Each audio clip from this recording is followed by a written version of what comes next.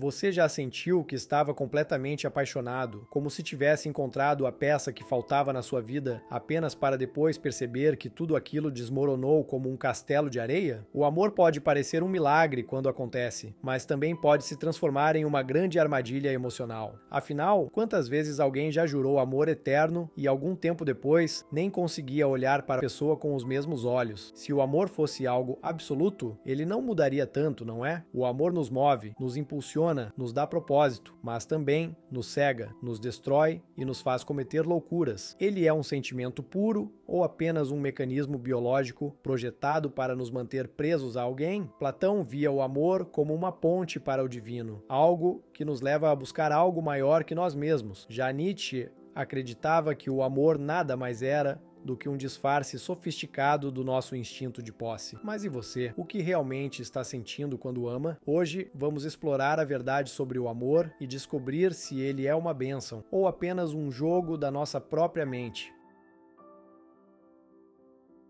Sabe aquela sensação de borboletas no estômago quando você vê alguém especial? Aquela euforia que faz tudo parecer mais colorido, como se o mundo tivesse ficado mais bonito de repente? Pois é, isso não é mágica, é química. O amor dispara uma explosão de dopamina no cérebro, o mesmo neurotransmissor ligado ao prazer e à recompensa. É como ganhar um prêmio toda vez que você vê ou pensa na pessoa amada. E para completar, a oxitocina, conhecida como o hormônio do vínculo, entra em ação para fortalecer essa conexão, tornando tudo ainda mais intenso. Parece incrível, né? Mas tem um detalhe: o mesmo mecanismo que nos faz sentir essa alegria absurda é o que nos torna viciados em outra pessoa. Já percebeu como algumas pessoas se apegam tanto a um relacionamento que chegam a perder a própria identidade? Isso acontece porque o cérebro associa o amor a uma espécie de necessidade básica. Quando estamos apaixonados, criamos um ciclo de recompensa. A presença do outro gera prazer e a ausência provoca uma espécie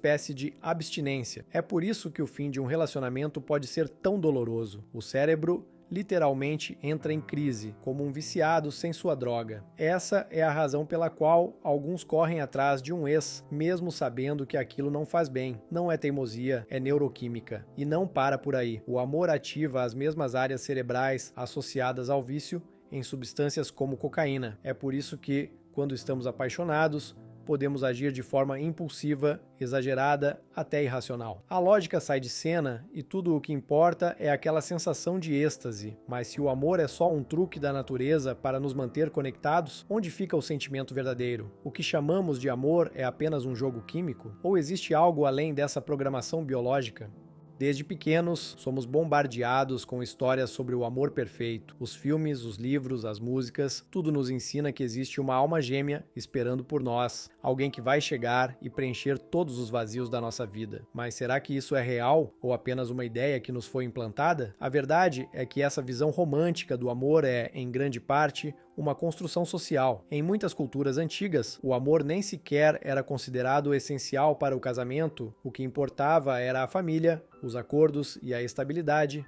Só que, ao longo do tempo, fomos convencidos de que amar significa encontrar alguém que nos complete. Mas será que precisamos mesmo de outra pessoa para sermos inteiros? O filósofo Schopenhauer acreditava que o amor era apenas um truque da natureza para garantir que os humanos continuassem se reproduzindo. Em outras palavras, ele dizia que nos apaixonamos não porque escolhemos, mas porque nossos instintos nos empurram nessa direção. Parece radical, mas pense bem. Quantas vezes você já viu alguém justificar escolhas ruins no amor com frases como "o coração quer o que quer" ou "não mando nos meus sentimentos"? Isso mostra como somos influenciados por algo que nem sempre controlamos. Mas será que o amor precisa ser uma armadilha biológica? Ou podemos enxergá-lo de forma mais consciente? A questão é que, quando acreditamos cegamente nessas narrativas, criamos expectativas irreais. Esperamos que o amor seja eterno, que nunca falhe, que sempre nos faça felizes. E quando a realidade não corresponde a isso, sofremos. O problema nunca foi o amor em si, mas o que aprendemos sobre ele. Talvez o verdadeiro amor não seja sobre encontrar alguém perfeito, mas sobre enxergar o outro como ele realmente é, sem ilusões. Mas como diferenciar amor verdadeiro de um simples apego emocional?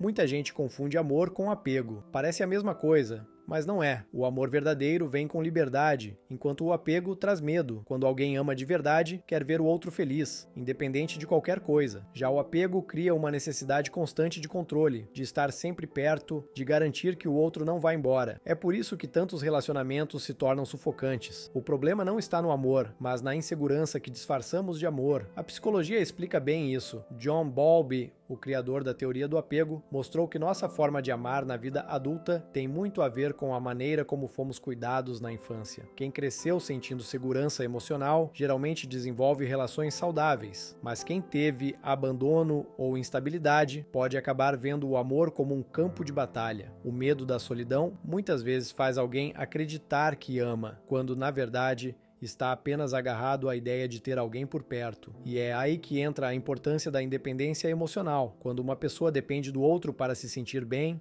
qualquer mínima ameaça de perda vira um caos. Isso gera ciúmes, obsessão e até comportamentos destrutivos. Mas quando o amor é baseado em segurança interna, ele não precisa de correntes. Ele acontece porque faz sentido e não por desespero. Entender essa diferença é o primeiro passo para viver relações mais leves e verdadeiras.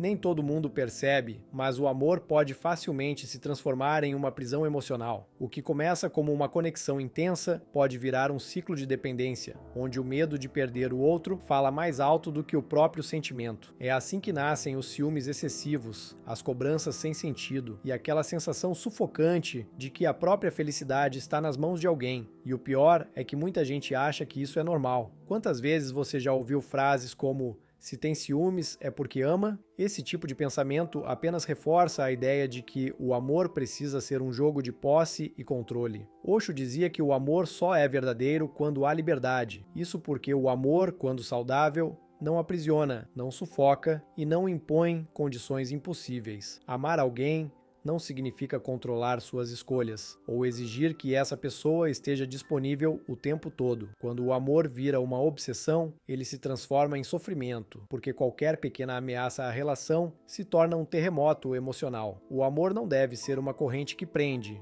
mas sim uma ponte que conecta sem tirar a individualidade de ninguém. E é aqui que muita gente se perde. Acham que amor e sacrifício são a mesma coisa, mas abrir mão de si mesmo, dos próprios sonhos e da própria identidade em nome de um relacionamento não é amor, é anulação. O verdadeiro amor fortalece, traz paz e permite que ambos cresçam juntos, sem medo, sem pressão e sem a necessidade de se encaixar em padrões irreais. Mas a verdade é que, para enxergar o amor de forma clara, é preciso primeiro questionar as idealizações. Nem toda relação será perfeita, nem toda paixão será eterna, e tudo bem. O problema é que, quando idealizamos demais, acabamos projetando no outro expectativas irreais, esperando que ele supra todas as nossas necessidades emocionais. E quando isso não acontece, a frustração chega. O amor verdadeiro não é sobre encontrar alguém que nos complete, mas sim compartilhar a vida com quem soma. Outro ponto essencial é desenvolver a independência emocional. Muita gente entra em relacionamentos não por amor, mas por carência, buscando no outro um alívio para o próprio vazio. O problema é que essa dependência afasta o amor genuíno, porque torna o relacionamento um fardo. Para amar de verdade, primeiro é preciso estar bem consigo mesmo. Isso significa aprender a ser feliz sozinho, ter hobbies, cuidar do próprio bem-estar e não depositar toda a tua felicidade em uma única pessoa. Quando o amor nasce da completude e não da falta, ele se torna muito mais saudável e verdadeiro. Além disso, é importante entender que o amor não é um estado fixo, mas um processo que evolui com o tempo. No começo, tudo é novidade e emoção, mas com o passar dos anos, a paixão dá espaço para algo mais profundo e sereno. Isso não significa que o amor acaba, apenas que ele se transforma. Quem compreende essa dinâmica evita cair na armadilha de achar que o relacionamento perdeu o brilho só porque as borboletas no estômago não são mais tão frequentes. Amar com clareza é aceitar o amor como ele é, imperfeito, dinâmico e cheio de aprendizados. O amor pode ser muitas coisas ao mesmo tempo: um sentimento genuíno, um impulso biológico, uma construção social ou até mesmo uma ilusão criada pela mente. Ele pode nos fortalecer, nos ensinar e nos transformar, mas também pode nos cegar, nos aprisionar e nos fazer esquecer de nós mesmos. No fim das contas, o amor não é bom nem ruim por natureza. Tudo depende de como o vivemos e do nível de consciência que temos sobre ele. Quando enxergamos o amor sem as lentes das idealizações e da dependência, conseguimos experimentá-lo de forma muito mais livre e verdadeira. Isso não significa que devemos fugir do amor ou desacreditar nele, mas sim entendê-lo de maneira mais realista. Amar não é sobre preencher um vazio ou encontrar alguém que nos salve. É sobre compartilhar a vida com alguém sem perder a própria essência. Quando entendemos isso, paramos de buscar desesperadamente por um amor que atenda a todas as nossas expectativas e começamos a valorizar conexões mais autênticas. O amor não precisa ser um conto de fadas para ser significativo, ele só precisa ser vivido com consciência e equilíbrio.